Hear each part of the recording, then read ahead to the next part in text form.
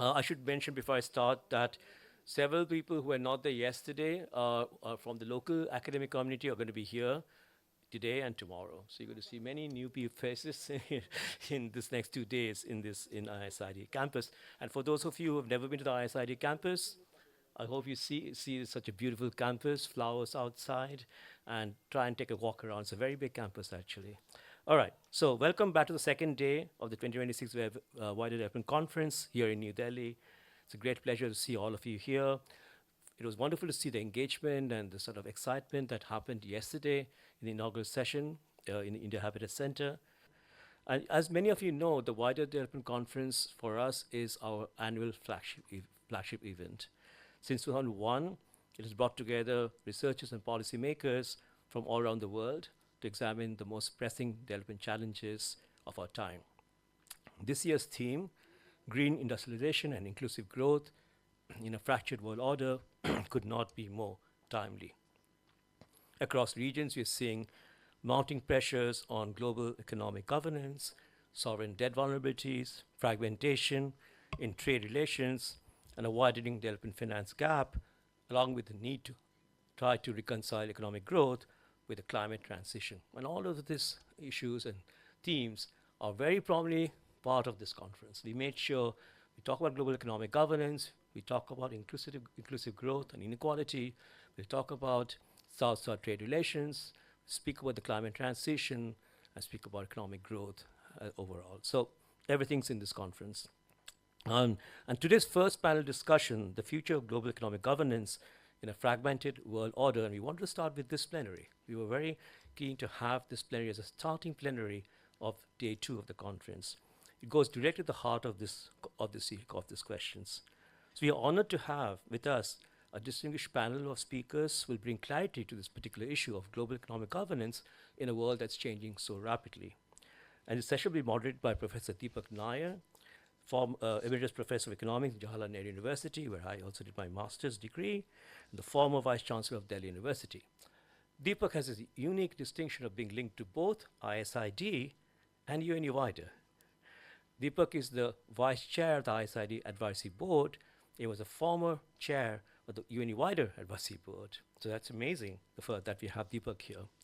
So this panel will bring together perspectives from the diplomatic community, academia, multilateral institutions, the policy research, precisely the mix we need to examine how global economic governance must evolve in a changing world order. But now I need to tell you a little bit about some housekeeping make a few housekeeping announcements, which are quite important. First is that the plenary sessions of the conference, that's today's morning and afternoon sessions and tomorrow's afternoon session, are being recorded and will be posted on the UNE Wider YouTube channel in approximately 1 month. They do it quite quickly, but I'm just saying approximately a month. Following this panel, we'll have a coffee break and poster session from 11:30 to 12 o'clock. Lunch will be served in the same building upstairs on the first floor. So you just have to go one floor up for lunch. Coffee breaks and poster sessions are close to the portico area, which we were having a coffee earlier, between Block A and Block B. This is Block B, this particular block. There'll be another one today, not only the 11:30 to 12 in the morning, another one later tomorrow morning from 11 to 11:30. And during those coffee breaks, you're going to meet people presenting posters. This is something that's an integral part of the UNE Wider conferences. So I do encourage you, while you're having a coffee, to go and look at these posters. There are seven poster presentations. And what we did was a bit unusual. In this particular poster presentations, all of those people presenting posters are from Delhi academic institutions.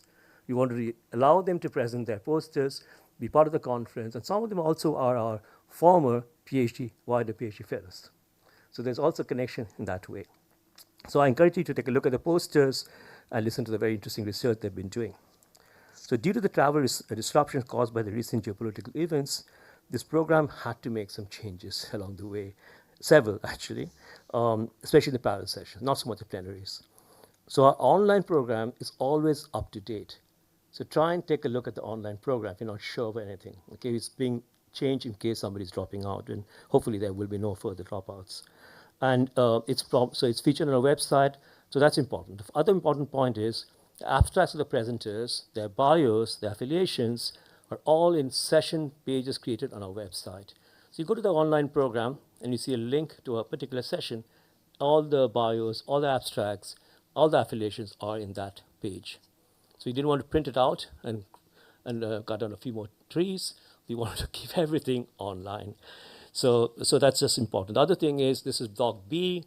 There's a parallel session happening in block A just across, and two parallel sessions happening in block C just across that way. So block A is this way, block C is that way. So, and so, if you need to navigate between the sessions and different blocks, just let us know. So again, your wider staff are around here and ISID staff can be happy to help. So also, can I just remind participants who are receiving travel support, only those who are receiving travel support, to please visit the registration desk just outside to sign the attendance sheet. We need that for you to sign it. Okay, just outside, they're there with the registration with the attendance sheet. So all right, so let's now get going with the first plenary.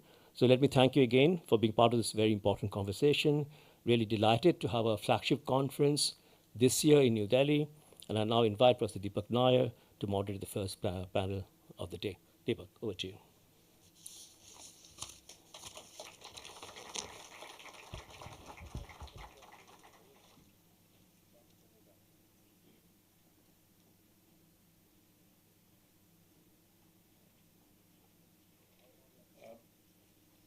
The first thing I'd like to do is to invite all the panelists to join me on the podium. Thank you.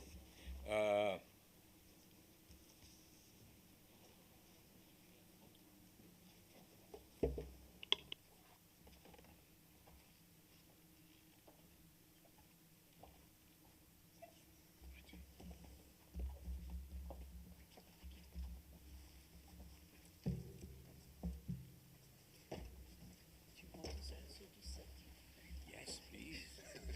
I will stand for a bit and I'll come and sit too.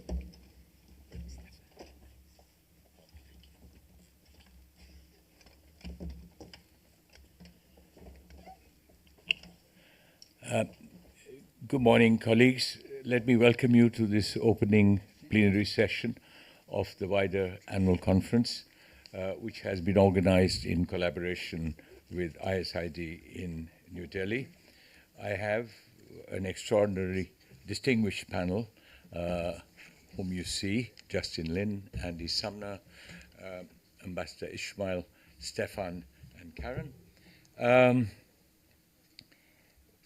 At the outset, I think, in fairness, I should set out the contours of this session, which is my mandate from the organizers. I will begin with 10 minutes of introductory remarks as chair, and we will follow this with 1 hour of 3 rounds of questions. In round 1, on the international economic disorder that we live in, I will pose 2 common questions to each of the participants, not together, but separately. And I hope that you will keep your answers to 2.5 minutes each, because we have a tight schedule.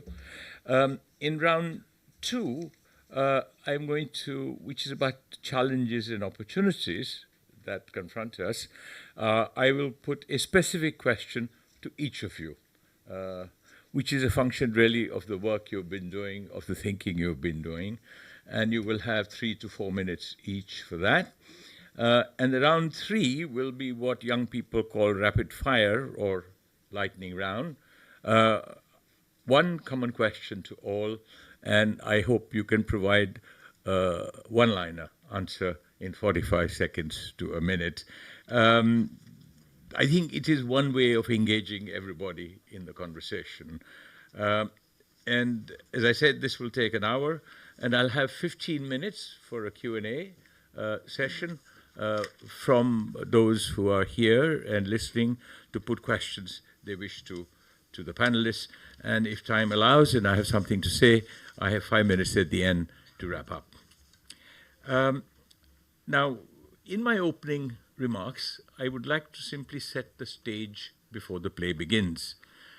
Following World War II, the United States constructed a new world order based on international institutions, rules, and practices in a quest for broadly free international markets, essentially underwritten by American economic strength and military power.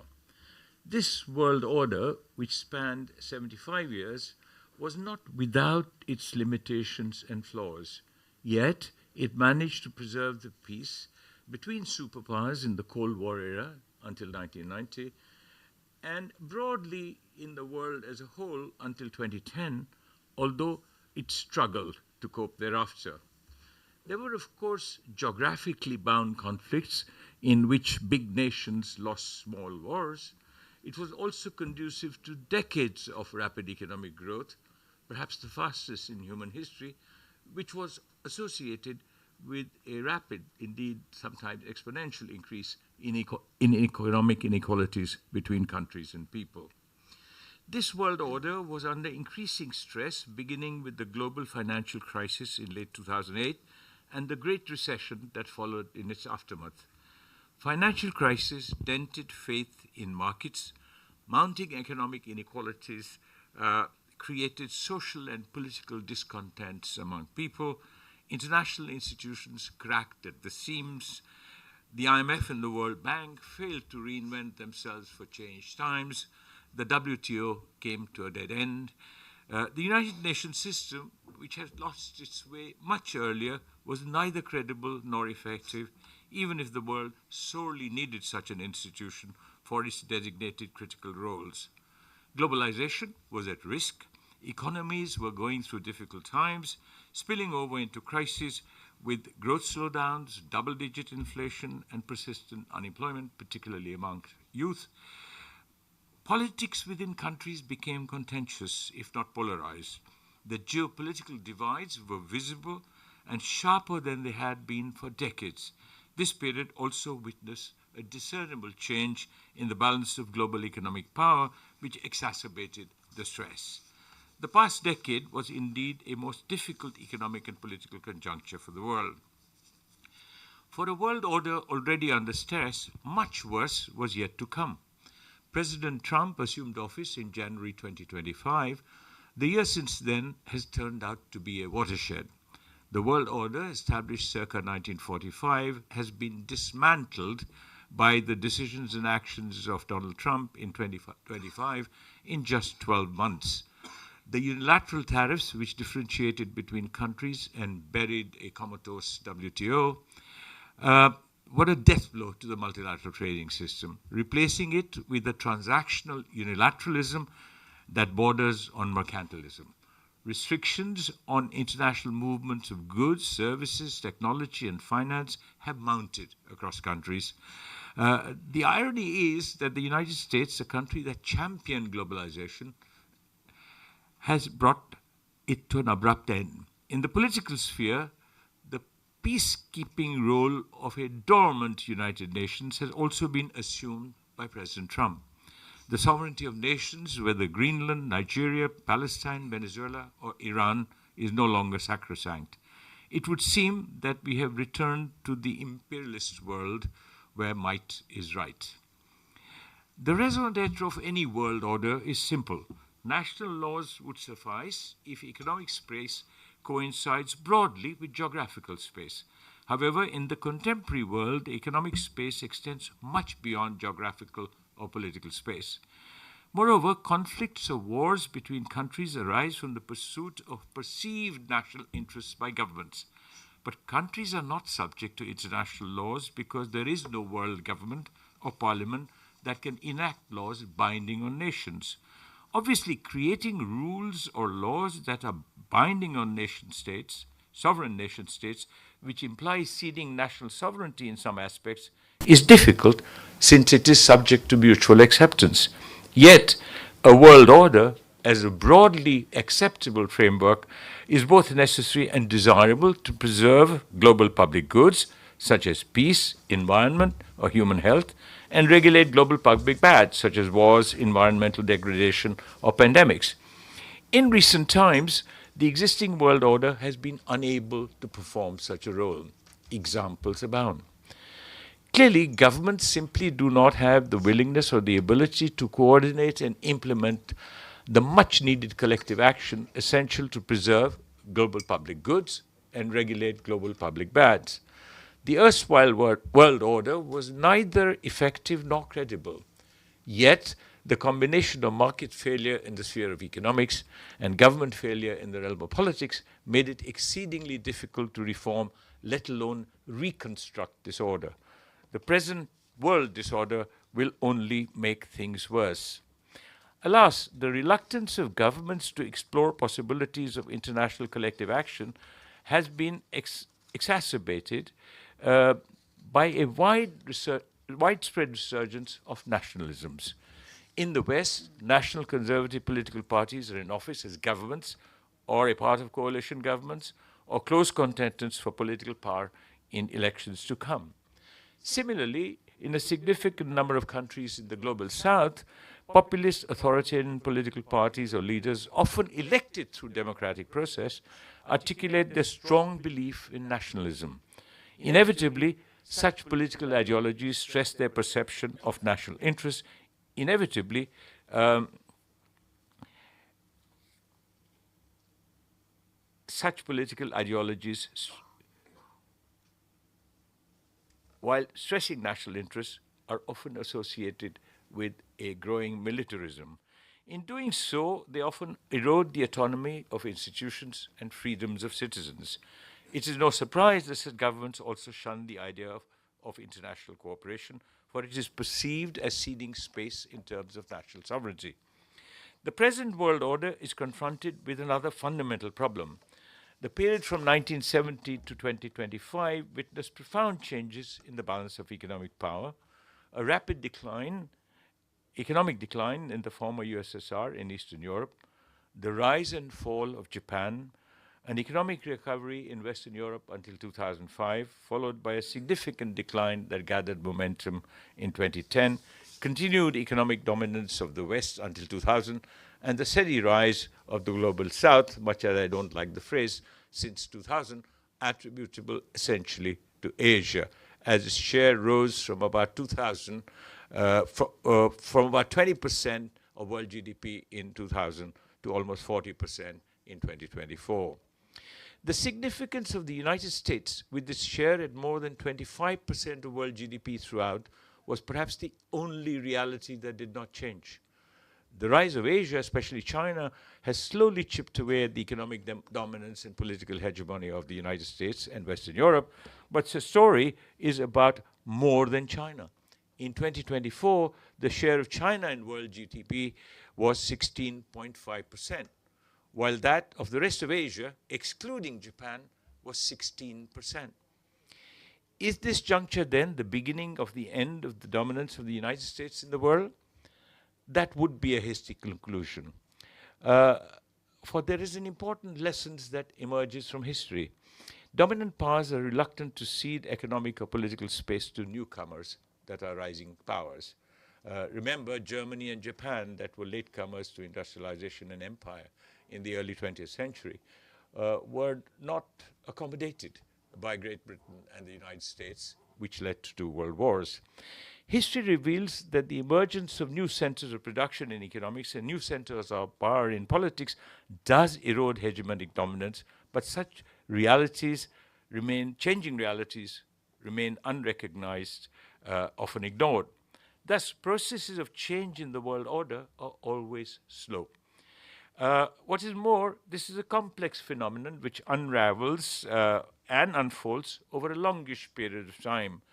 Both the duration and the outcome of this process are unpredictable. In my view, the present conjuncture is an interregnum. This could last long, and it is almost impossible to predict the duration, which might stretch beyond years to decades. We must also recognize that the resurgence of Asia, except for China, is not large enough to shift the hegemonic balance. The United States remains the dominant economic, military, and political power in the world.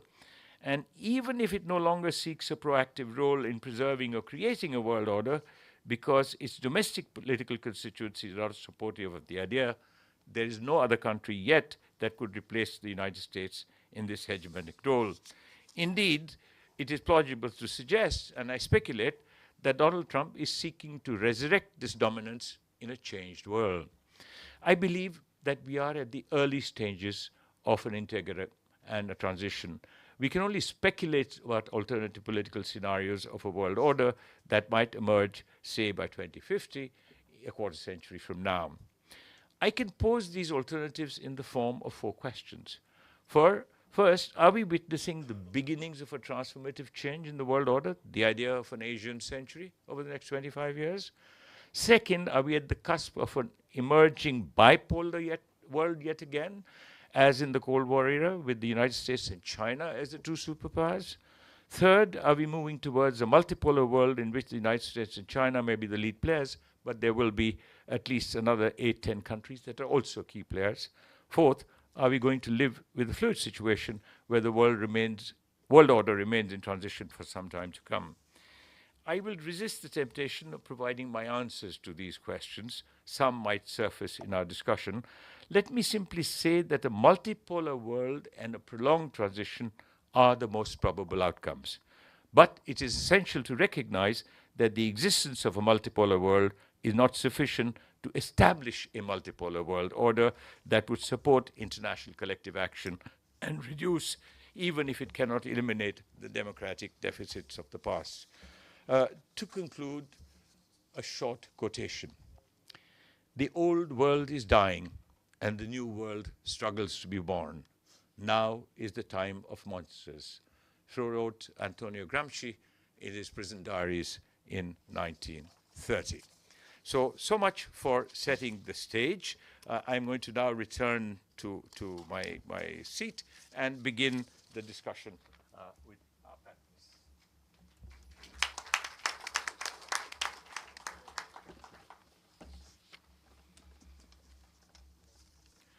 Okay, I will begin with where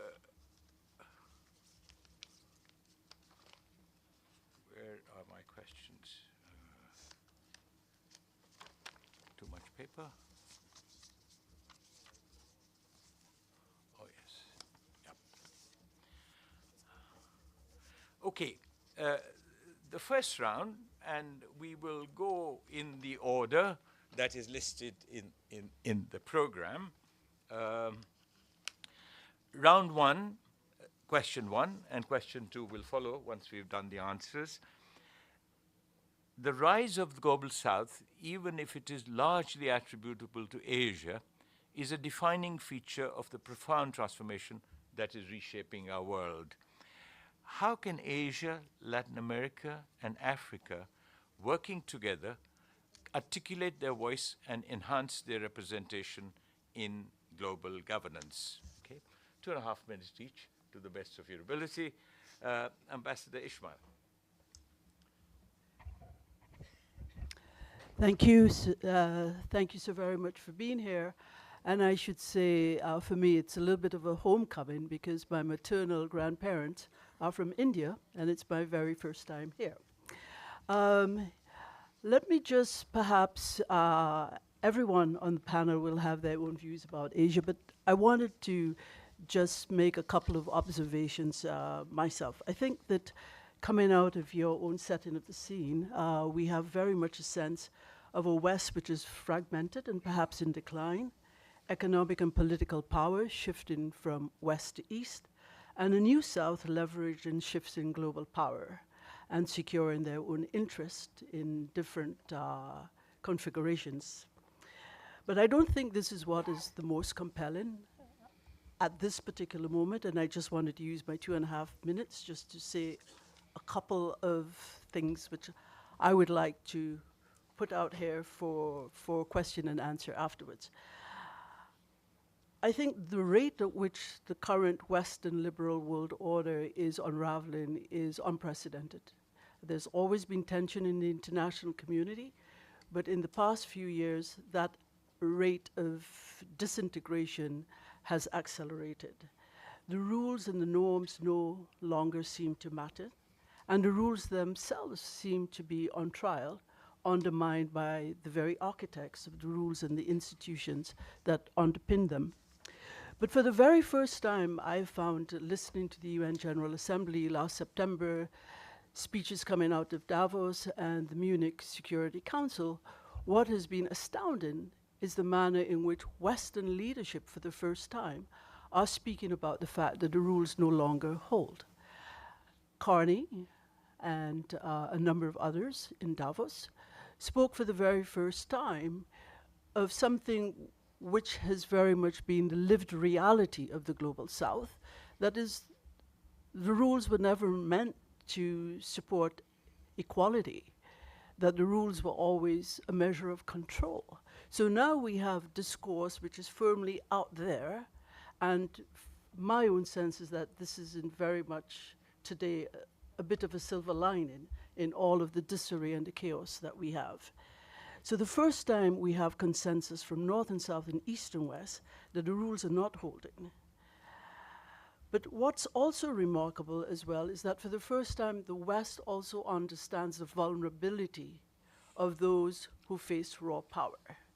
Raw power has always been exercised from West or North to South and those who are poorer. But for the very first time we have an architecture based on assertive policies coming from a hegemonic power that are targeted at all, whether they are friends and foe alike. And I think that for the very first time as well, the West understands the need for multi-alignment or diversification of partnerships, which would not normally have been what we would have considered by any means to be the norm. So here we are. For the first time, we have the rest of the West understanding the impetus behind the Global South's search for partnerships and the diffusion of power, not necessarily around values per se, but around interest. And we've come in a sense rather to a full circle, and that's where I will end with respect of the non-aligned movement from the 50s that found solidarity in each other as they started on a path to articulate a different vision for the future.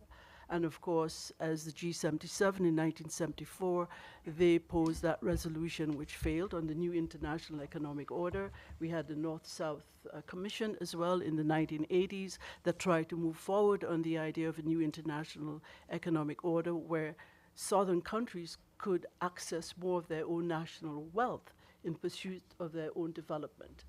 I think we're at a point today where, at least with all of the chaos and all of the disarray, that we have for the first time a platform on which we can have honest conversations about the rebalancing of world power in a way that brings prospects for greater equity, inclusion, and justice.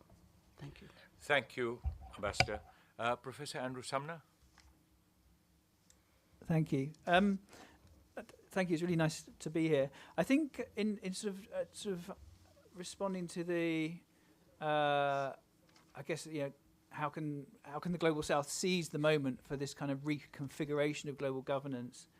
There's three thoughts or 3 points that come to mind.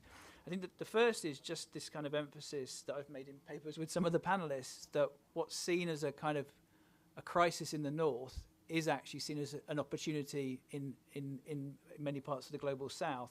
So there's kind of quite different ways of seeing it, but even beyond that, it's not completely clear what the problem is. And actually you can lay out multiple problems.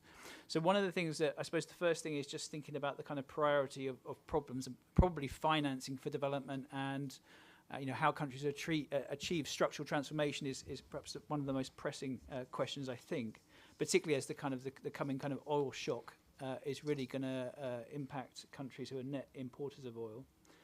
And then flowing from that kind of, you know, what exactly is the crisis and the opportunity in terms of, you know, there's multiple possibilities and choosing the priority around economic development, I think. Then there's the kind of strategic question of build new institutions or reform existing institutions. Now already you've seen this kind of a proliferation of new institutions, I think, particularly from the BRICS and other countries, rather than, in a sense, there's no evidence that the existing institutions could have been reformed. I think, there was a moment just after the global financial crisis when the G20 was born, when there was a real sense that the IMF and World Bank leadership might not come from the North, that there might be genuine reform of the institutions, and yet that never happened. So I can totally understand why countries in the global South would think maybe we just establish parallel institutions rather than trying to reform the existing institutions. I guess from the point of view of a progressive voice in the global North, my point to the global South is please don't abandon the progressive global North yet. So I think there's still, while parallel institutions can be very successful very quickly, certainly in terms of lending, the New Development Bank, AIIB, others, my plea would be to the global South is don't give up yet on the kind of internationalist voice in the global North.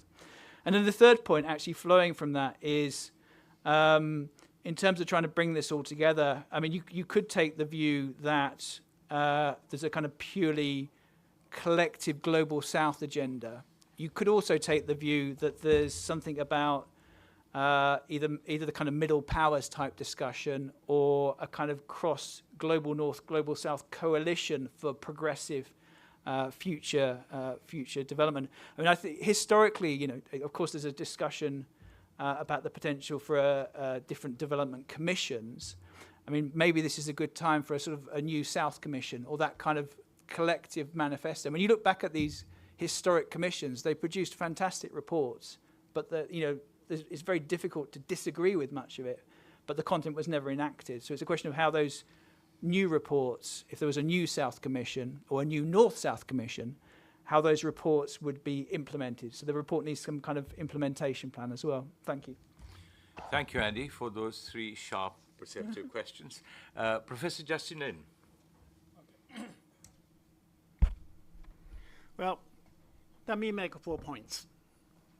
The first one, the biggest change in the world waters is the rise of the global South. In 1980s, if you look into the top 10 countries in the world, measured by market exchange rate, none came from the global South. Measured by purchasing power parity, China was the only country included as a number 9.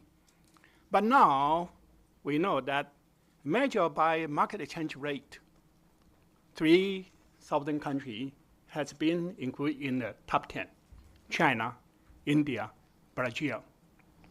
If you measure by purchasing power parity, 4 has already included China, India, Brazil, and Indonesia. This is the biggest change in the oil waters. Secondly, oil water in the past was rule-based, but never been fair. For example, in the WTO, agriculture was not included, only manufacturing. And the reason why agriculture was not included, because the developed country, they did not have competitive advantages in agriculture. They protected that. In the US, in European country also.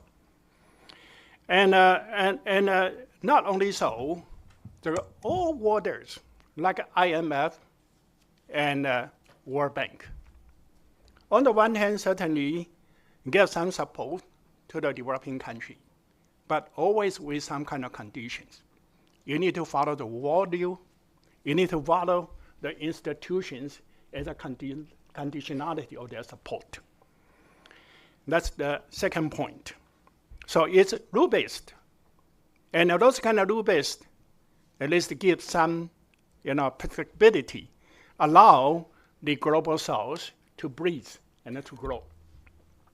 My third point is that the current disruption in the oil waters is because of the rise of the southern country, especially the rise of China, measured by purchasing power parity. China now became larger than the US, and the US want to regain its hegemony and try to restart the system in order to regain its hegemony. And I think that we may come into a new peaceful global orders. We have to wait until the United States became the number 3. And China and India are number 1 and number 2, like we used to be historically. 1820. Yeah. And at that time, why it's so important? Because trade is win-win. And the smaller economies get more than the large economies. Not the hegemony except for China. All other countries were much smaller. And only when that China and India are larger than the other one, then they have to find to have a peaceful coexistence would be good, because trade, they will get more than other two big guys. And they will accept that as a reality, and will be happy to be retained at 3. And currently, they want to use the existing, advantages to maintain their positions. So that causes this disruption in all orders. And the fourth point is that in under current situations, you can see in the U.S. is restrained when U.S. deal with China, because our size are about the same. And any kind of action against China will backfire on them in an equal magnitude. And so before we come into the situation, China and India regain its historical position. Before we go into that situation, the best solution for the global south is to work together. We should join hands as a group. If we join hands as a group, our size will be bigger than the other guy. And if they want to have any kind of actions against the country, then they will have the negative backfire on them. If we try to deal with the hegemony individually, you will never win, because you are smaller, and they can always use unilateral actions against you. So let me stop here. Thank you, Justin. Your message is that a changed world is an opportunity, particularly for the global south. Let me now turn to Dr. Karen Brown. Thank you so much, and it's a pleasure to be here. I'm going to pick up on some of the points that were made by earlier panelists in addressing your question. I actually think that I don't, and I'm going to, I think, respond to one of your earlier comments. I don't like predictions, but I think among all of the scenarios that are out there, I think for some foreseeable future, as you said, there's a great deal of uncertainty. We're going to have thin global cooperation and what is called thicker clubs of like-minded countries. And I'm not saying making a value judgment on that about whether that's good or bad. I just think that's where we're headed to. And I agree with all the comments about the demise of what was considered a rules-based order that's been thrown out the window. And of course, we know what's happening to the United Nations right now. We don't know where that's going to go. But a pillar of some stability at the moment are the MDBs, the multilateral development banks, the international financial institutions.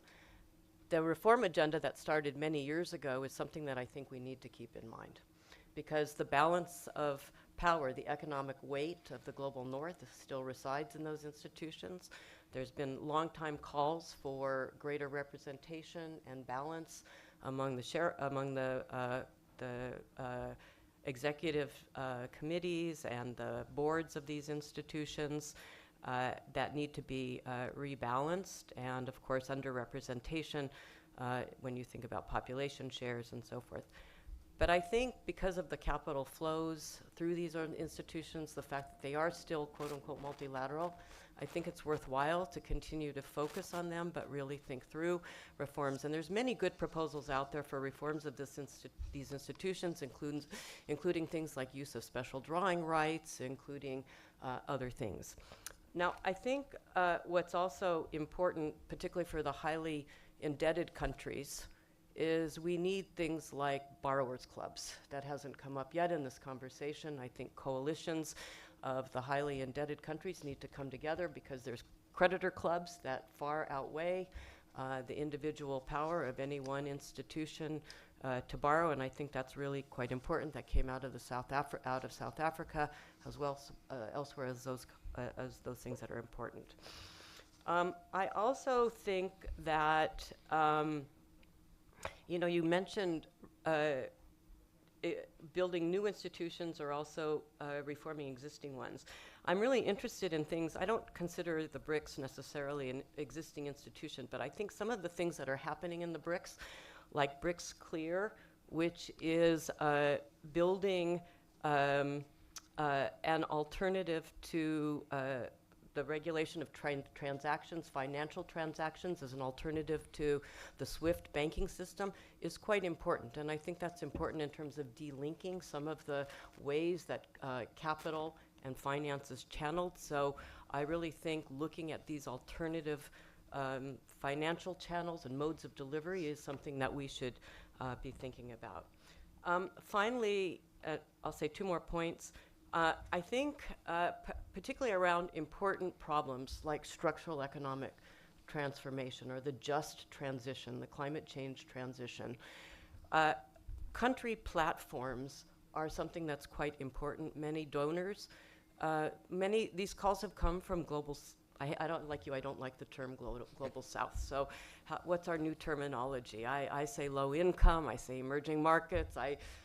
We're in a heterogeneous space, and we don't have a good terminology for classifying that. But country platforms, I think, are important because they shift multilateralism from big global pledges to country-led implementation-focused coordination, where the external actors align behind a nationally defined plan.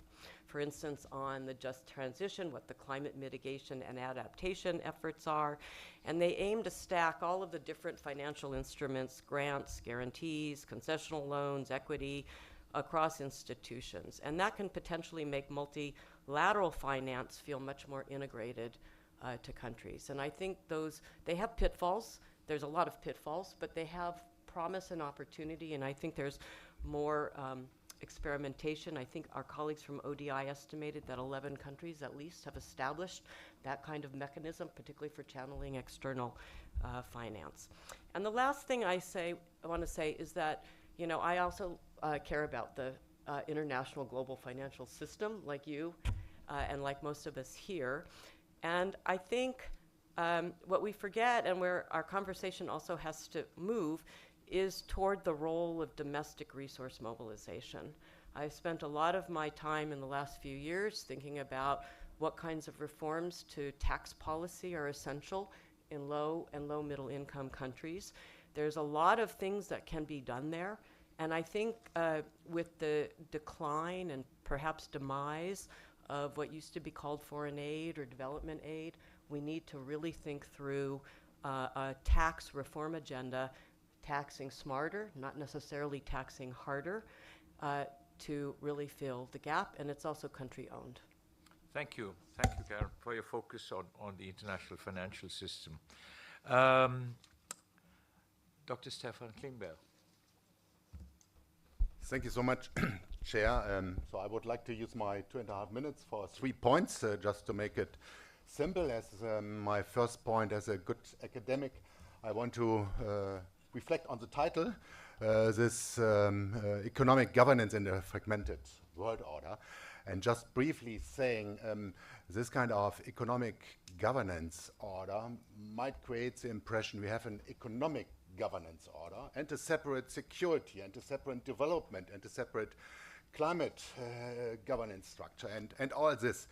And we all know, in a way, in reality, it's different, and it's becoming even more so in recent months and years. Just few examples. COVID was a health challenge, but it was also about supply chains. It was about geoeconomics. It was about diplomacy. Looking at what we are seeing right now, transactional peace. Yeah, what Trump administration is doing between Rwanda and DRC. It's about having access to minerals. I'm not saying this is good or bad, but it's transactional peace. And last example, how tariffs are used.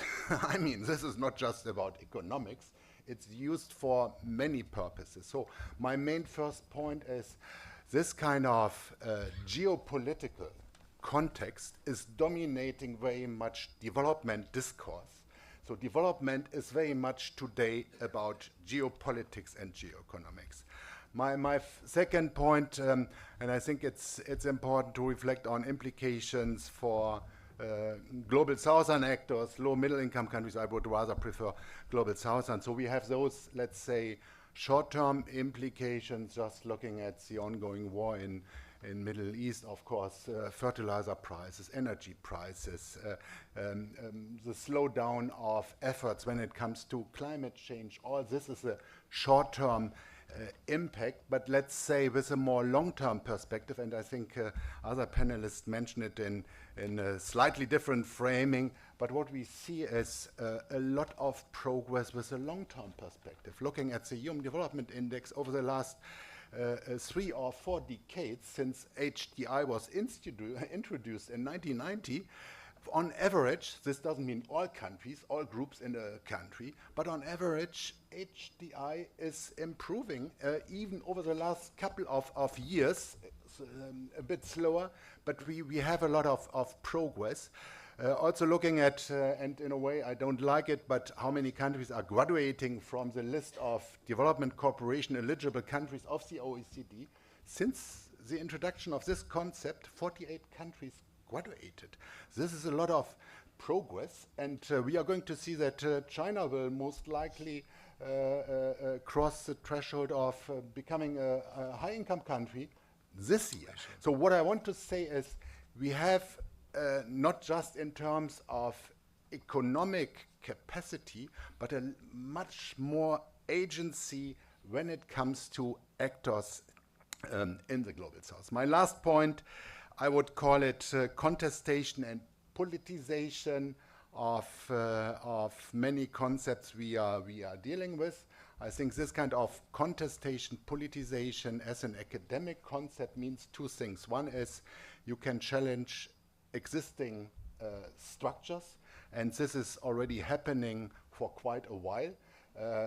We did a nice book on contestation in development cooperation. South-South cooperation is a contestation of the Western ODA concept, yeah? And India is quite good in framing this kind of narrative. We have contestation in many other areas. Beside questioning existing structures, you create new structures. BRICS is one example. We have the new development banks. All this is happening. So what I want to say is this kind of contestation and politicization is speeding up for the last couple of years. Just looking at all those initiatives by China, the latest one, Global Governance Initiative.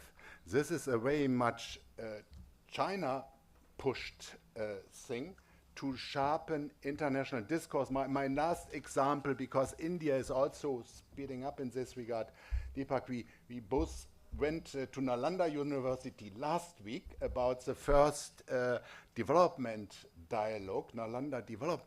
This is also a form of soft power and not receiving any longer norms decided somewhere else, but to be a norm sharpener, a norm maker.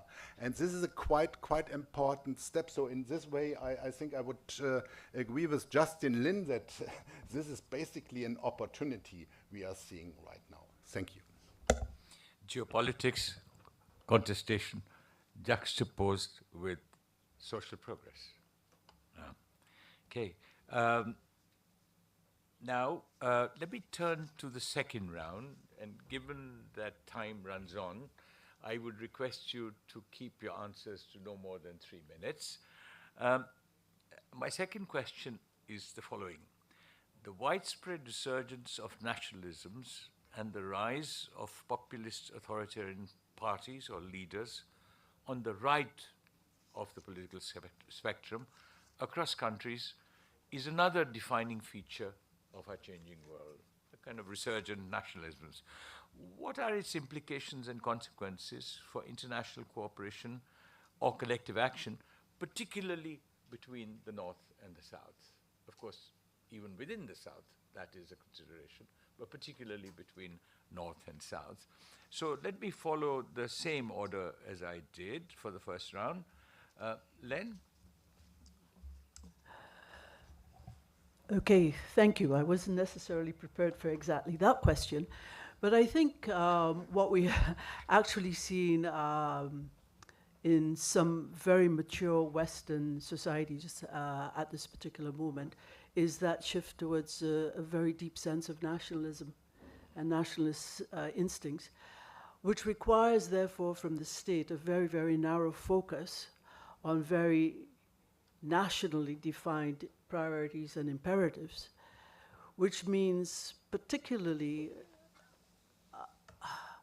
almost a push against the international cooperation, which has provided so much by way of stability over the last 70, 80 years. And we've seen it certainly in the United States, we've seen it as well in parts of Europe.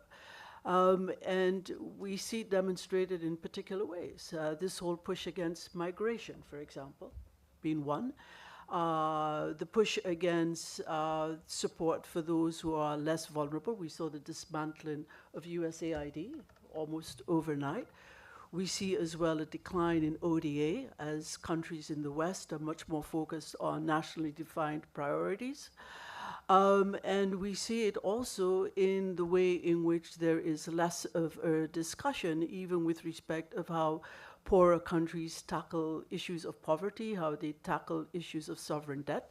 We have the OECD and the World Bank speaking for the last several years about poorer countries facing a decade of lost development because the cost of capital and the cost of paying back debt, which has grown over time, has been significant. Quick end result of all of that is that we saw in the last few years of what we call a period of rolling crises, that even the multilateral general institutional responses we expected to things like sovereign debt. We saw, for example, DSSI, which was supposed to support countries during COVID with repaying back that debt. It was a drop in the ocean, a drop in the bucket, I guess, is what one says. We saw even GAVID, the mechanism to deal with vaccines, which did not deliver vaccines to the global south countries in the way that one expected. So certainly in Latin America, the countries that delivered the first vaccines were India, they were Russia, and they were China. Countries never received the sort of vaccines that they expected, and so on. So we have a number of institutional responses that failed during periods of crisis. So, and I think all of this we can reflect back at a retrenchment of the spirit of multinationalism and internationalism, which gave birth to the particular world, the current world order right now, which is under distress, which was a sense shared of responsibility for those who are most vulnerable. And we see that particular normalization of what we expected being rolled back as a result of populism and much more narrowly defined sentiments of what's right for individual countries. Thank you, Len. Andy? Thank you. So, I guess, well, 3 points. I'm getting a bit of feedback.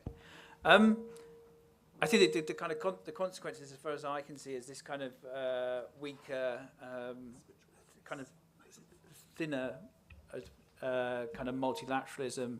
I mean, if you look at the Finance for Development conference in Sevilla, you had a lot of agreements even without the US, but they were very they were modular, they were small group, they were very distinct tools rather than sort of broader kind of international agreements. So things like the debt pause clause, the borrowers hub, these things are kind of flexible multilateralism. What we refer to as flexilateralism in a forthcoming paper with some of the panelists. A much more modest form of multilateralism, but nevertheless actually potentially important, because some of the, particularly on the debt side, some of these things could make a difference. They don't solve the problem, but they could make a real difference to many countries of the global south.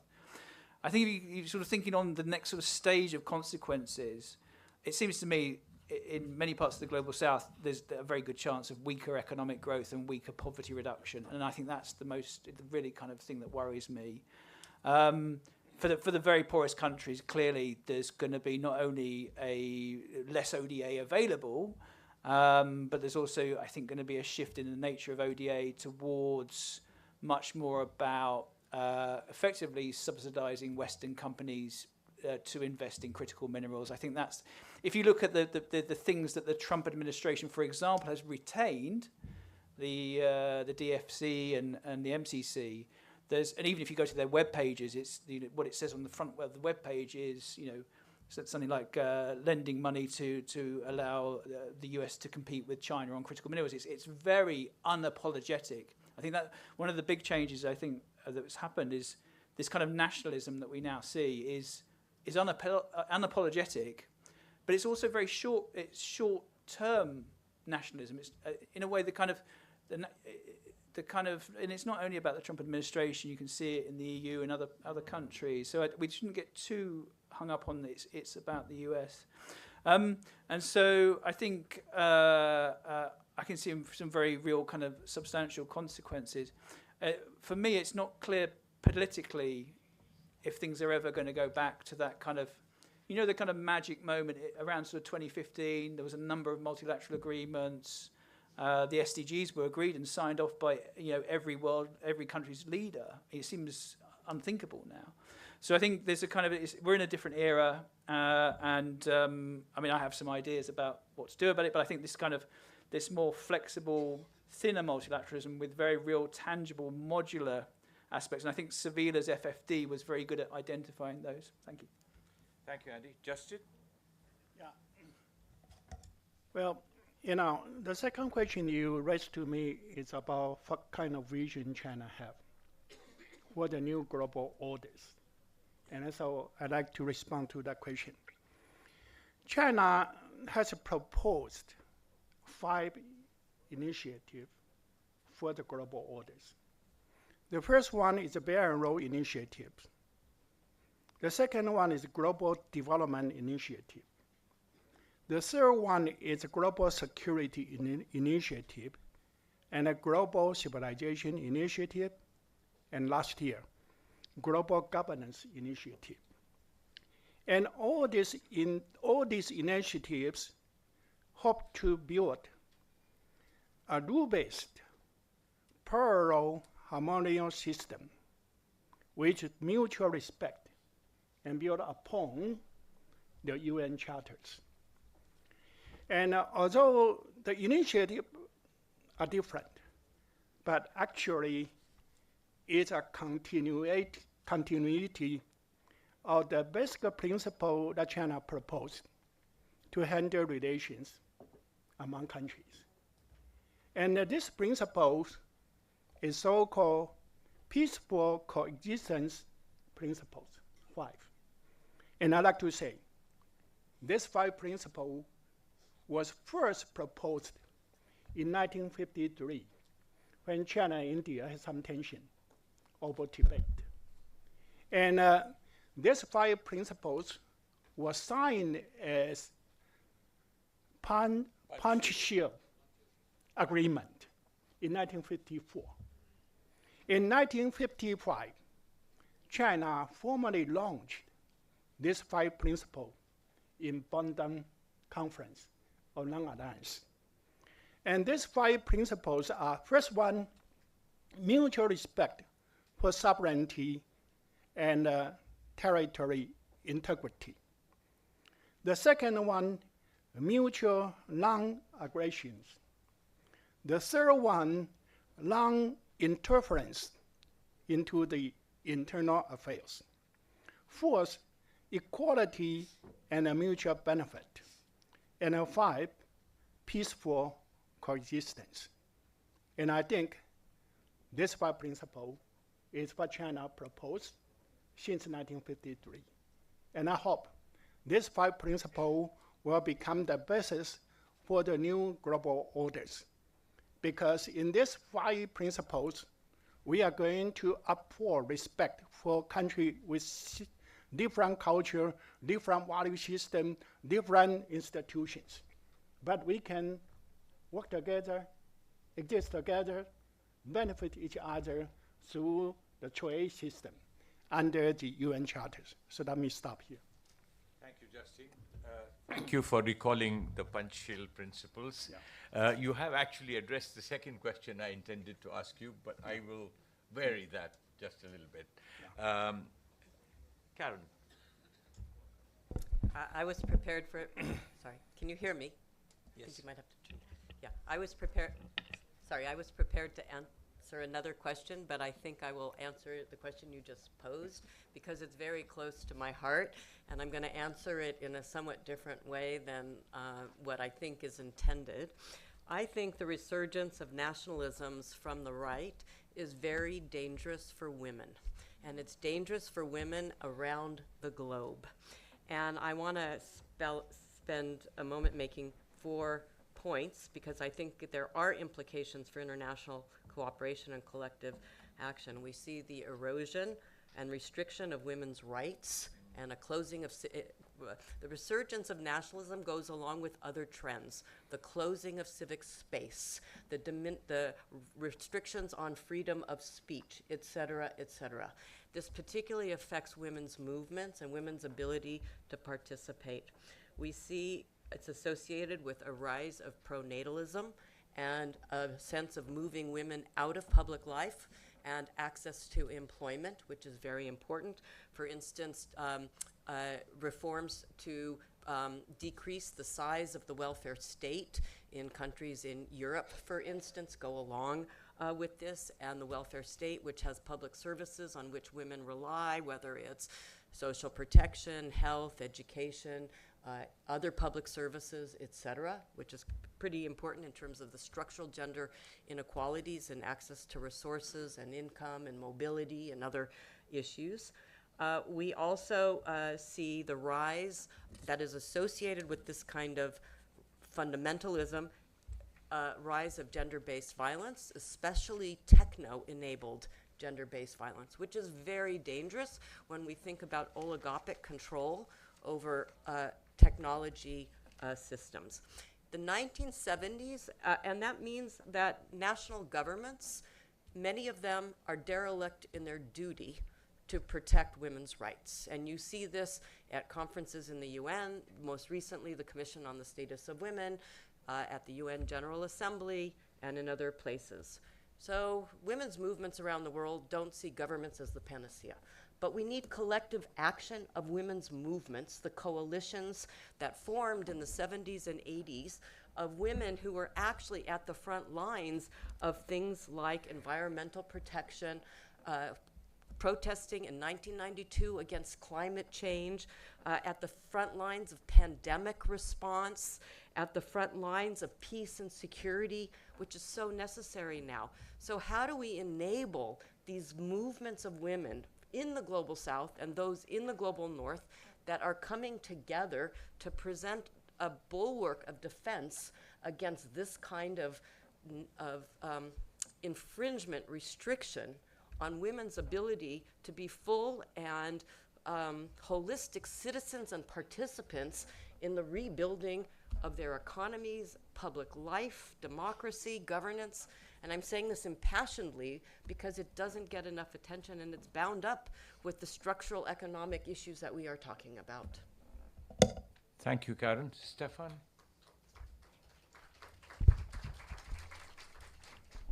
Yeah, thank you. Yeah, nationalism, I think, goes hand in hand with 2 main challenges. One is autocratization, and I'm not going to the details, but just 2 days ago there was a very important report on main trends in this regard in the US, but this is a global thing. And the second one, nationalism goes hand in hand with anti-multilateralism. And if you just look at those fundamental statements by the US administration about the United Nations, how they label it. It's United Nations, it's about soft global governance, and this is something what is against national interest. What I want to add here is you were saying you do not like predictions, and I agree with it, but this kind of scenario building, what you did, Deepak, at the beginning, I think sometimes it's helpful to understand what do we want to try to avoid. And in this regard, let me mention two things. Amitav Akaya just at the beginning of January published in Foreign Affairs a good article about the world minus one, saying there could be the rise of the rest, and it might be a bit naive to some extent, but the world can survive without the US when it comes to multilateralism. And what is interesting, a good colleague of some of us, Susanne Nossels, she published 6 or 8 weeks later an article, something like the world minus one is a mess.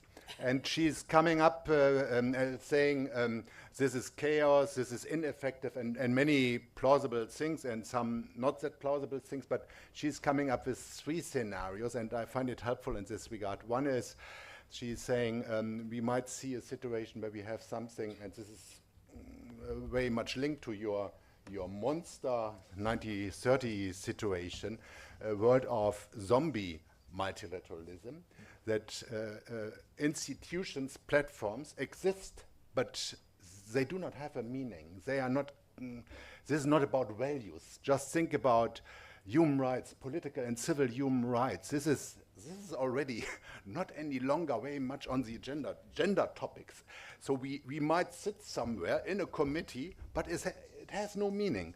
A second scenario would be this kind of China-centric situation, and we had already a bit of this kind, and here you might have different views. And the last one would be this kind of rise of the rest. And in this regard, I think what is really important, and I know that some of my fellow panelists here agree with it, we need to find ways how to make mixed like-minded groups more effective in this regard. Especially, and mixed, I mean especially mixed when it comes to northern or western or European countries, but also southern countries. I think sometimes we have some nice press statements, oh, those 5 countries agree that United Nations is a very important place, but there's little follow-up. It's much less than other clubs and forums. Just think about G7, OECD, others. They are really impactful, but we do not really have a very impactful mixed like-minded group which is speaking up in this kind of situation. Thank you. Thank you. Like-minded groups is your message. Yeah. Okay, let me now come to round 2. We are running behind time. So I would urge every panelist to be as brief as possible. This is a question that is addressed, a specific question addressed to each of them. I will follow a different order. I'm going to begin with Stefan. We are in a world where global cooperation is under stress. Is this moment a crisis or an opportunity? Could it increase the space or degrees of freedom for parts of the global south? And if so, what would workable cooperation look like in a polycentric or multipolar world? In a sense, you were moving in this direction in your last comment. Yeah, thank you, Deepak. And Andy addressed this question to some extent already, but let me try to bring in some additional aspects. One is, I think we are typically discussing in the political sphere, diplomats and others, very often that we need to have more trust. And my main point here, trust is an issue in international relations. But the basic thing, and that's really fundamental, is that basic assumptions are not any longer shared. Yeah, just the concept of sustainable development, green industrialization, inclusive growth. This is already something where a number of government representatives would stand up, the US plus some others, and say, this agreement, this is about soft global governance, we do not like it. Yeah. So this is something what is important. So what I want to say here is, the challenge is much more fundamental. And this brings me to my second point, crisis opportunity. I would say, even with my co-authors, we would say it's both. It's an opportunity for many, especially southern countries. We had this kind of discussion. And it's a crisis, not only, but to a large extent for northern or western countries, especially for European countries. Because Western countries are losing influence. I think this is very much driven also by this. But what is also important, and I would need to spend another 60 minutes on it, that we need to understand what crisis means. I mean, we have a crisis, yes, but what kind of crisis? And I think just to indicate a bit, it's a crisis of legitimacy in any multilateral forum. Just think about WTO, some others. We have a crisis because of power shifts. We addressed it to some extent. We have a normative fragmentation where we have, to some extent, competing values, for example, between democracy and sovereignty.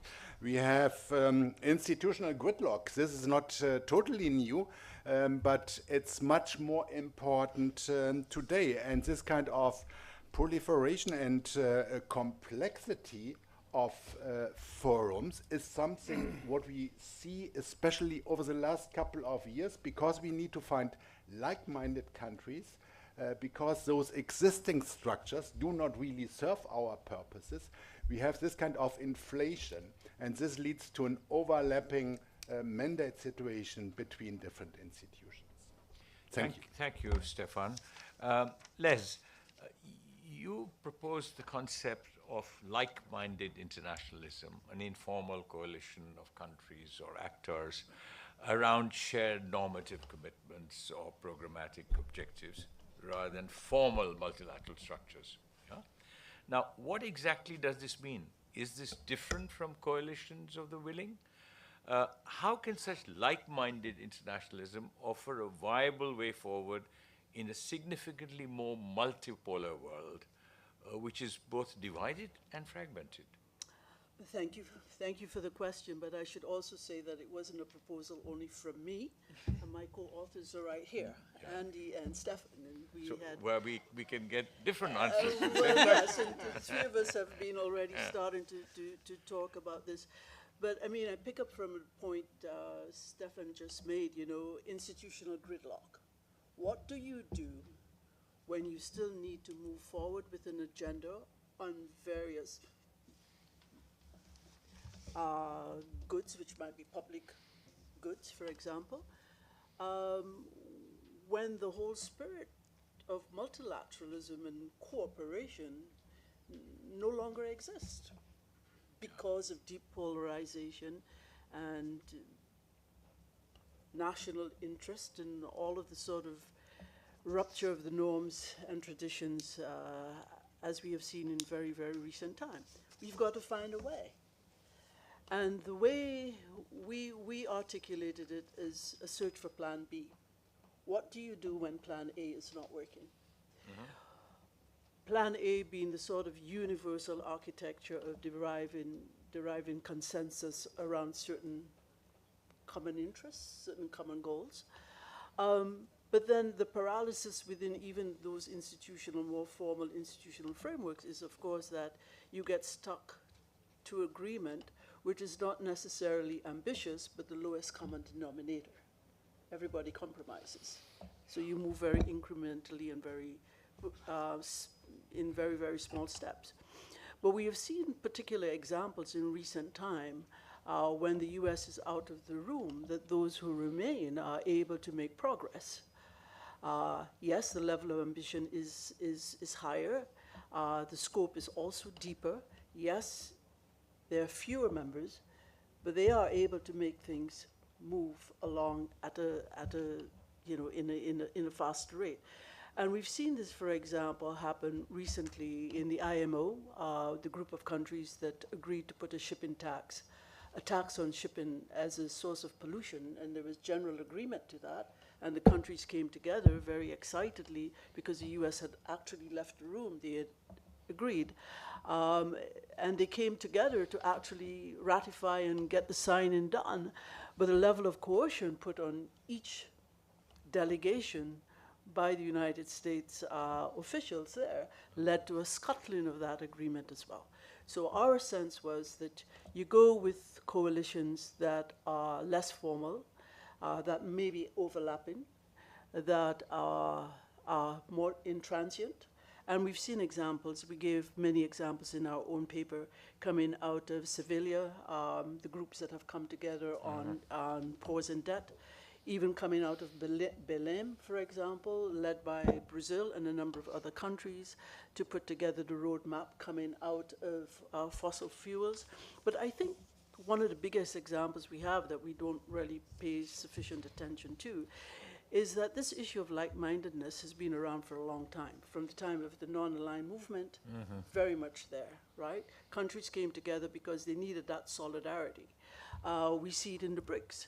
The BRICS, led by Brazil, China, and a number of others who had been agitating for institutional reform of the Bretton Woods institutions, got frustrated. They set up, quote-unquote, their own club and their own institutions, and are deepening those institutions by building even new ones to secure their interests, whether it is now the entity to secure insurance with respect of guarantees, risk guarantees for countries that are poor so that they can still access capital, for example. Shanghai Cooperation Organization is building its own bank for trade and investment reasons. So we see the issue of like-mindedness is not anything new, but it is a very pragmatic response in a world where no longer the sort of cooperation, the spirit of cooperation that gave rise to multilateralism allows us to move forward on particular agendas. Thank you, Les. I fear we are running out of time, and I recognize that time and patience are both exhaustible resources, particularly on the part of people who have been listening for a long time. So may I urge us to be sort of briefer if we can. Justin, I'm going to put a question to you, which is beyond enunciating principles, the Panchila idea. You know, the US has abandoned the principle of multilateralism it established and dismantled the rules-based order it created circa 1945. Now, China is increasingly asserting its role, if not its centrality, in the existing global governance institutions as well. It's happening in parallel. Even though China recognizes this is a fragmented world order. Now, going forward, beyond enunciating the principle, what role could China play in reshaping global governance, taking into account the interests and concerns of developing countries? In other words, does China aspire to be the next superpower? Or does China wish to be a more inclusive catalyst for a more equitable world order? I can almost anticipate your answer, but I think I must ask you the question. Well, I think China's vision is that we want to develop, but we also hope the other country to be developed. We want to be treated as equal, and we also will treat others as equal. And that's the basic principle historically. It's in our gene, in our culture. And so under current situation with the trade conflicts and so on, certainly, we had to take some measure to protect ourselves against those people impose, those kind pressure on us. But other than that, China proposed to be open to the rest of the world.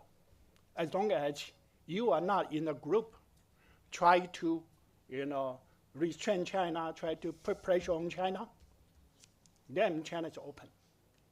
And that's one thing. And secondly, China is a large country.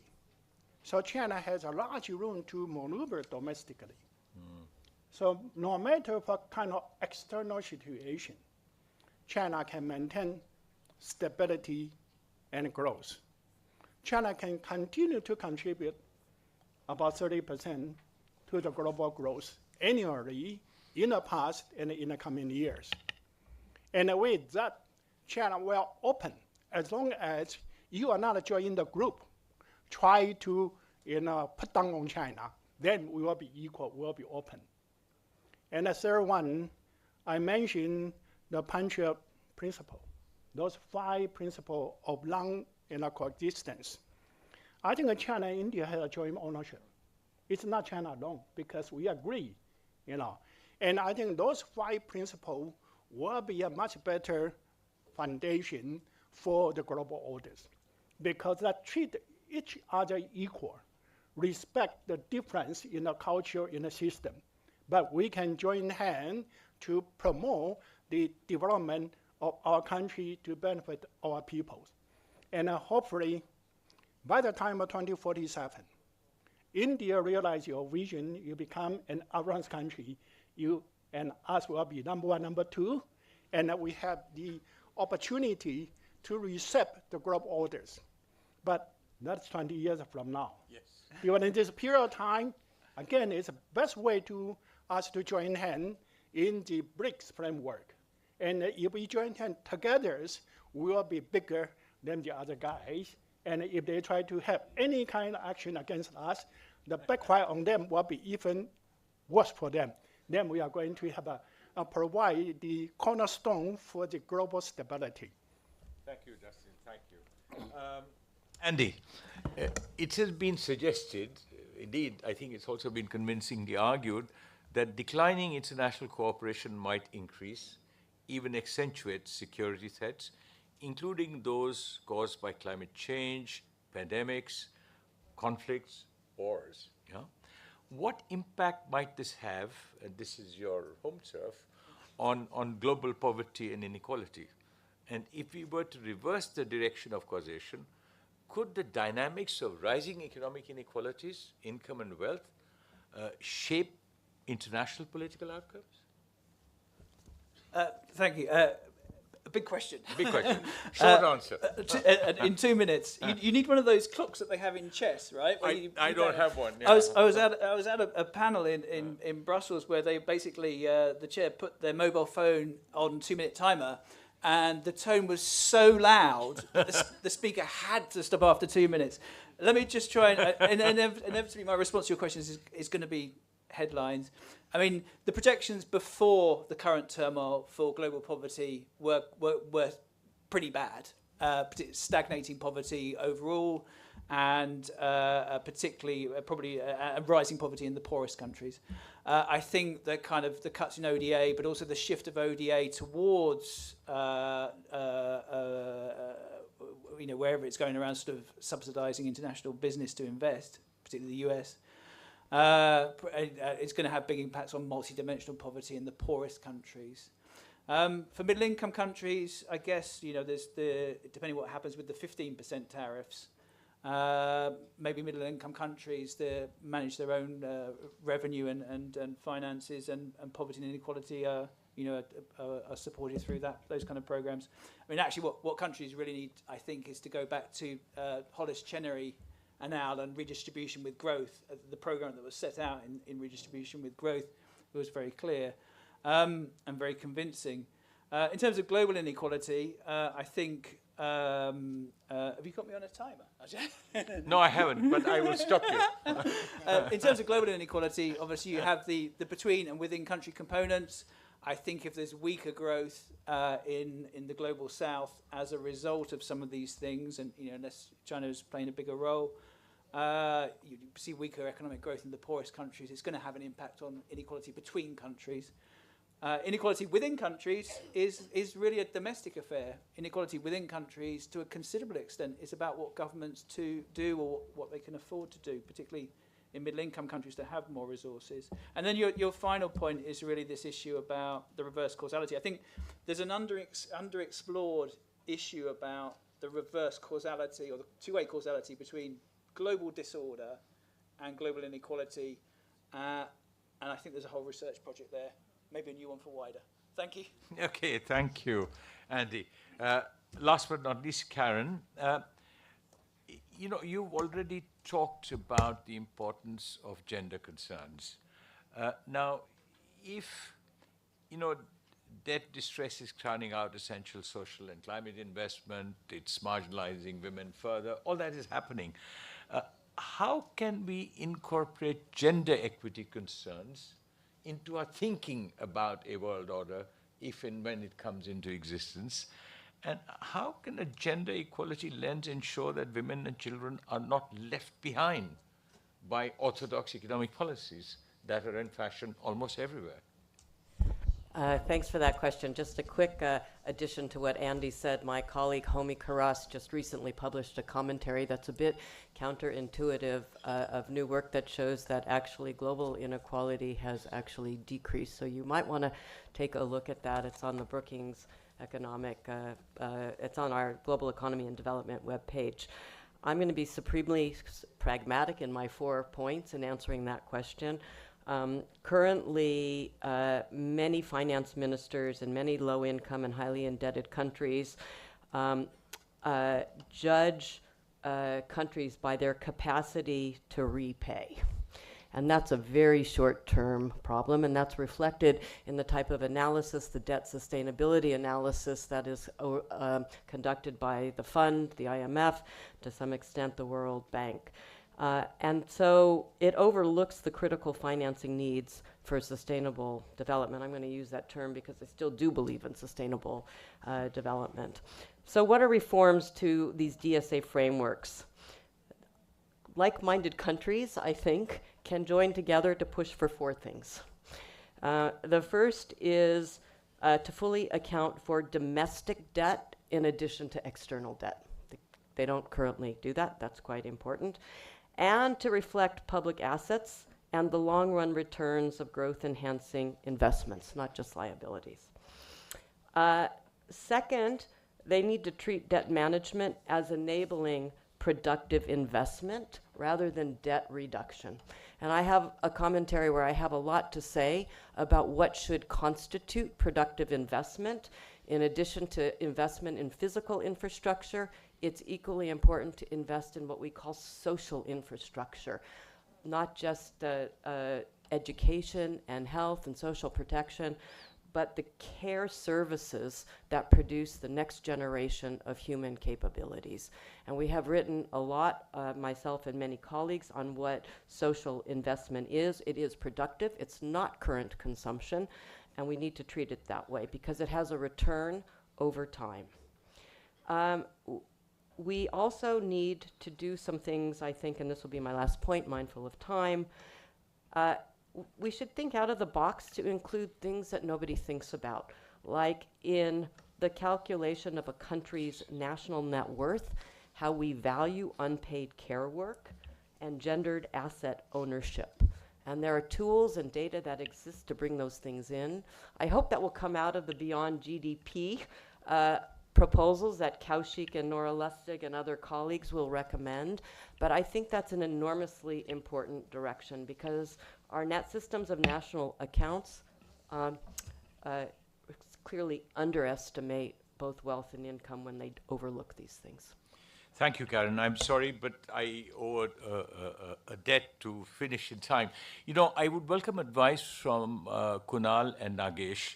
We started 9 minutes late, so we could continue until 11:39 if we stay with 1.5 hours, but it is now 11:27. Now I'm going to ask the panelists to be very brief, 45 seconds, no more. Don't want me to tap on the microphone. I am hopeless at managing mobile phones and their technology.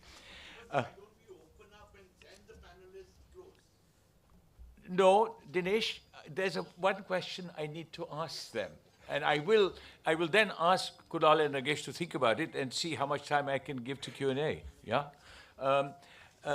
Now, I want each panelist to suggest one concrete next step, one idea in the near term for navigating the obstacles, the headwinds in a fragmented world order, to restore some semblance of international cooperation, whether through policy reform, financing arrangements, debt management, institutional innovation, or any new form of collective action.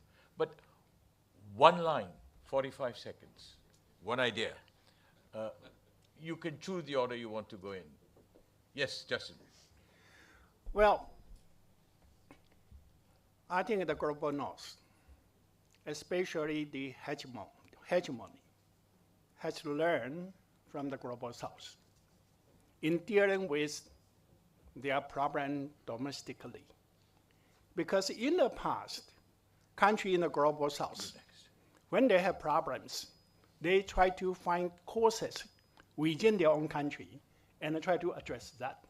But in the past, whenever the hegemony has some problems, they always point the fingers to other countries. Never try to reflect what kind of problem they have. They hope, by repressing other countries, they can improve themselves. I think this philosophy has to be changed. Andy. I think much more work on hypothetic luxury taxes to fund development finance. There's initiatives on unit aid exists already in terms of flights. In a nationalist world, I think the idea is to try and move development finance out of general taxation, this is ODA in particular, towards something that's more stable and more politically protected. Thank you, Andy. Thank you for staying with the time. Len, 45 seconds. I think we need to adapt to the world as it is, not the world that we want. We already, the rest of the world without the United States, we trade with each other already 8 times more than we trade with the United States. 73% of all world trade is still done within WTO rules. So we need to seize the space created when great powers exercise unilateralism and have vacated that space. Multilateralism may be bruised, but it's not broken. It is adapting to the times. We need to stay calm and carry on. Okay, that's a long speech. Stefan. Yeah, I would say genuine track 2 or track 1.5 efforts on development topics. And I mean real efforts in this regard, including a big country east of India, a big country in North America, some others, really closed doors. Development is not the most sensitive topic in a way. It's not about security or this, but it can be a door opener also for other topics. Thank you. Karen. I want the rest of the world to stand up to the US. Nicely said. Nicely said. Okay, I can't resist the one-liner. I think this is going to take 25 years to sort out. I think we should think of a new Bretton Woods 5, 10, 15 years from now. But it has to be different in 3 dimensions. It should not only involve governments, but it should also involve 2 other sets of actors, civil society and intellectuals.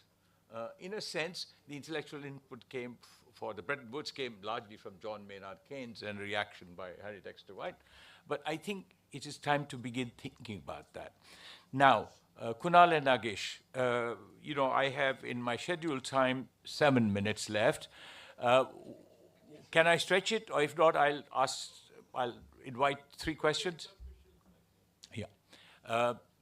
So let me invite 3 questions. Yes? Yes? And yes, lady, for gender balance. Yeah. Now, very quickly, no comments. Question. Yes, sir. Yes, you're at the back, and then this gentleman, and then the lady there.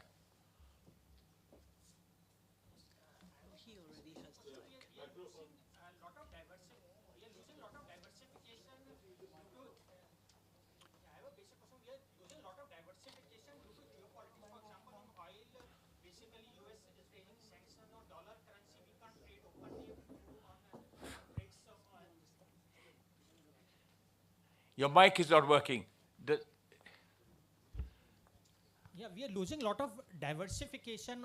For example, on oil, we can't trade openly with, because we can invite US sanctions on dollar currency. We have to trade on only on dollar. We can't trade in any other currency. And even on tech transfer, we have to basically be very, very much compliant with the big giants, for example. And my second question is that we are also finding that AI bubble is also causing a lot of headwinds as far as that is. One question. Yeah, so AI is a different matter. Yeah. The lady over there, next to Martha. Yeah, but we need a mic for you, and the gentleman over there. Yeah, you have a mic, so you start, and then to you. Lot of things has been spoken on nationalism. Question, please. Yeah, question. Question is that is nationalism, as we see today, is impinging upon the global order? Because nationalism is the basis for formation of a country or of a nation, as we see it. Okay. My question is about the issue of nationalism, but also it's tied to individualism and the problem with GDP, which externalizes a lot of things like environmental care costs. So in this inclusive growth, where does moving beyond growth, moving beyond GDP fit into this? Because I think underlying a lot of the problems that you've mentioned is the issue with GDP. Could you perhaps speak to that? Thank you. Okay. I'm going to invite the panelists if anyone wishes to address any one of the three questions. Beyond GDP? Yeah. There have been many efforts spanning 30 years to move beyond GDP with limited effect.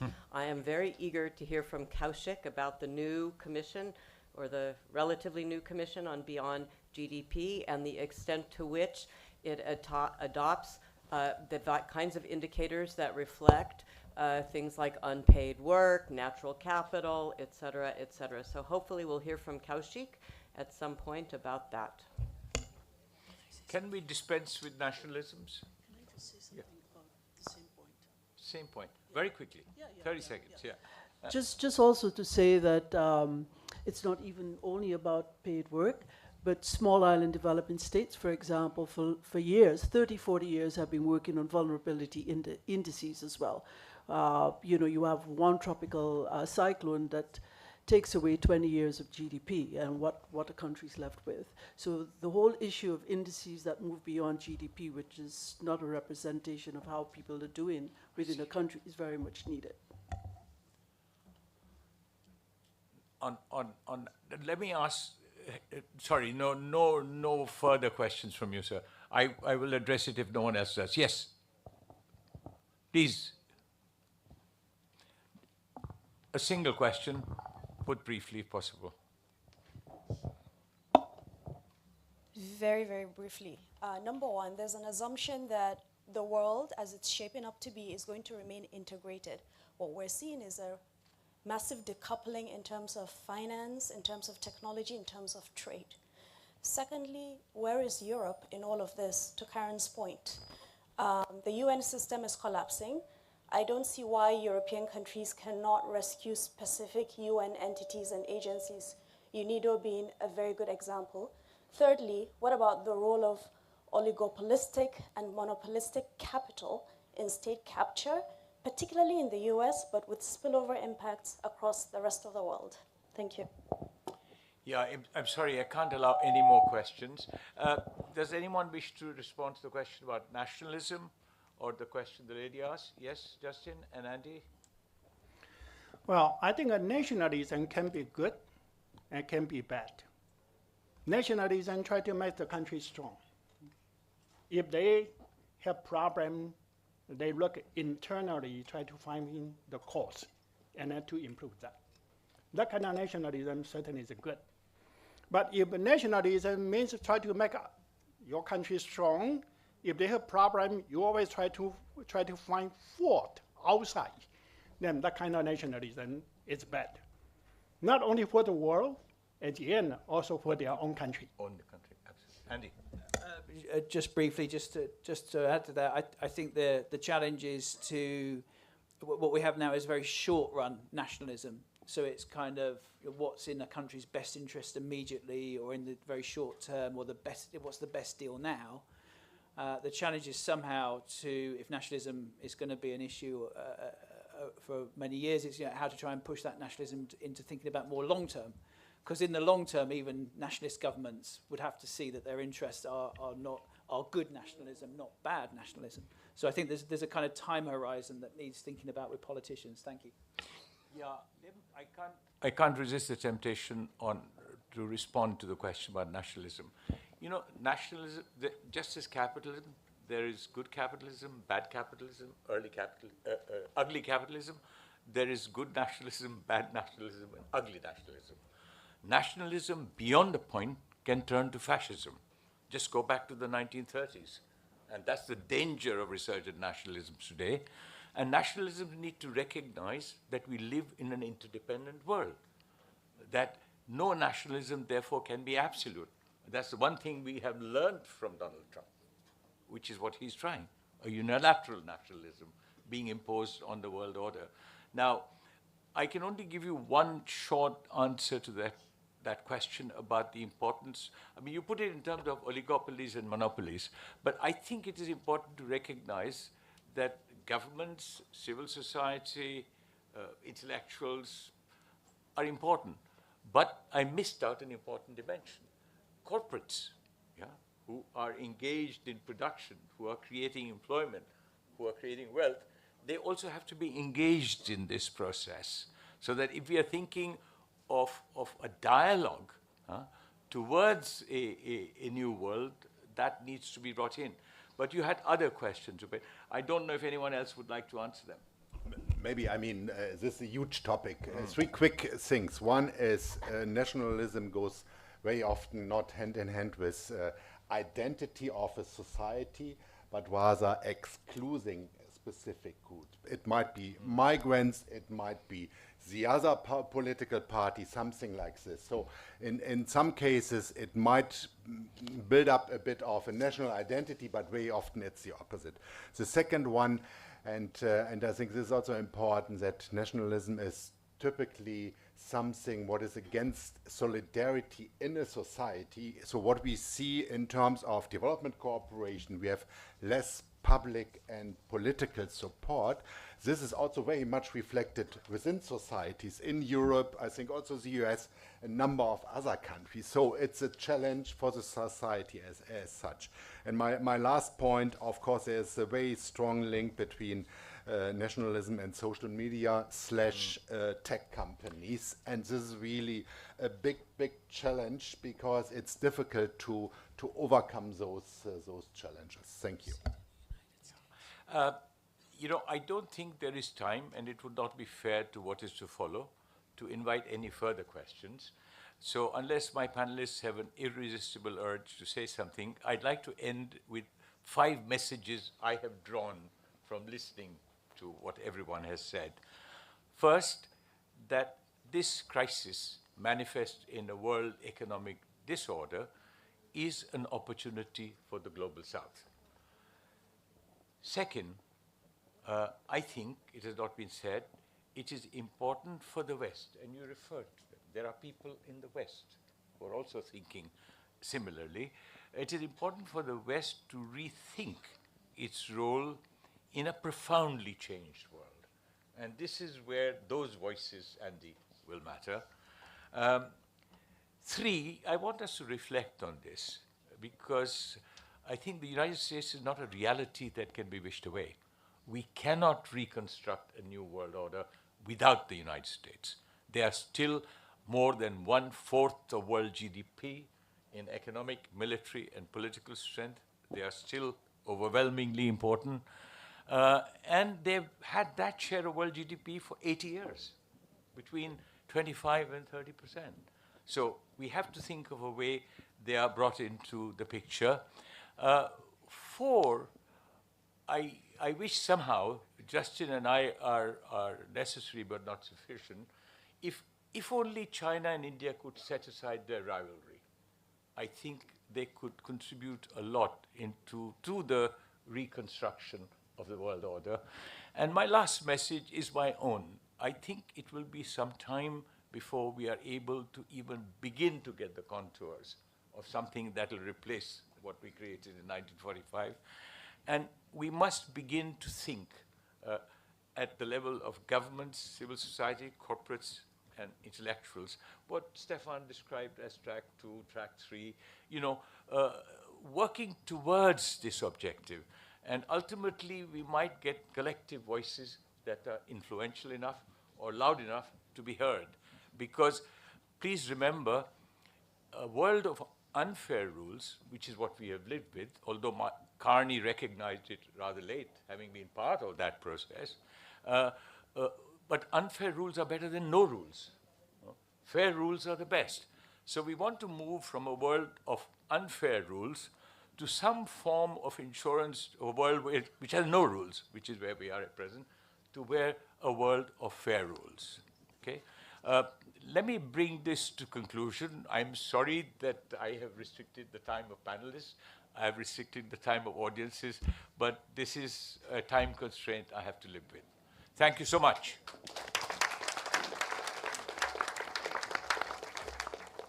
Thank you, Chair and speakers, for this highly illuminating session. We'll break for tea now. It will be a shortened tea break. We'll reassemble at the respective parallel session halls at 12 o'clock. Kindly also note that there is a poster session arranged near the tea area. I would now invite this chair and speakers on the dais for a group photo. And Professor Nagesh and Kunal, you may please join. Group photo. I wish we... Sir, please come on the stage, sir.